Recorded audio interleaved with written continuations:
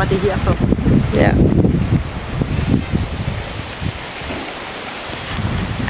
Men det er jo så også fint nok, kan man sige. Ja, det er jo ikke udmærket at have det.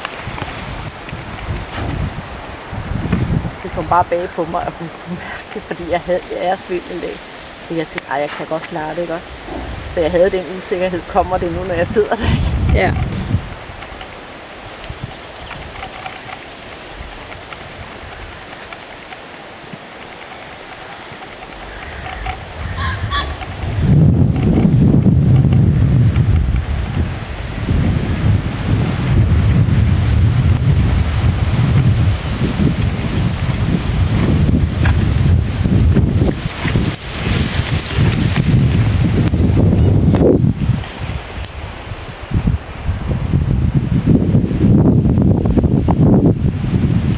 Har du haft nogle problemer eller noget med hende? Har hun været syg? Har hun...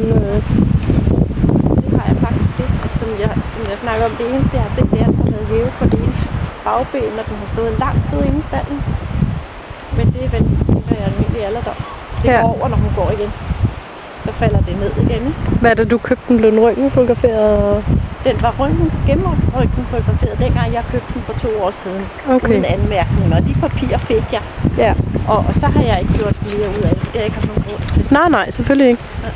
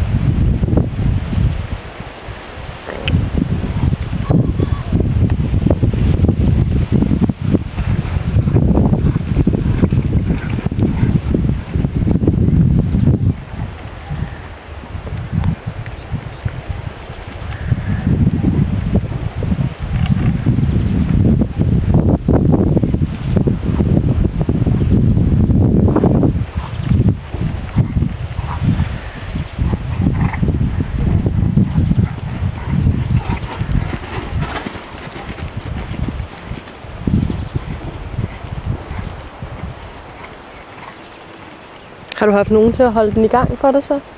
Jeg har haft lidt hjælp til det, fordi jeg har ikke rigtig kunne ride den her i lange tider, vel? Nej.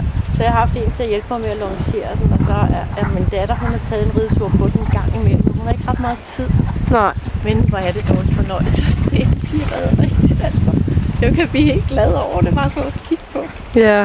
Og så sådan en rytter, der kan det. Det er jo en fornøjelse.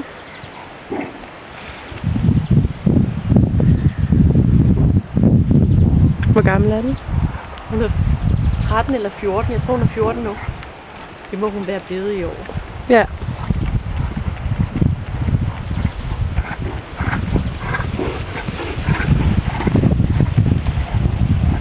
er en fornøjelse at se. Du ved ikke, hvilken glæde det er at kigge på. Men det er da dejligt. Det er fuldstændig kontrolleret galop. Det er jo også ros til June, kan man sige. Ja, det er det. Hun er godt nok dygtig til at ride.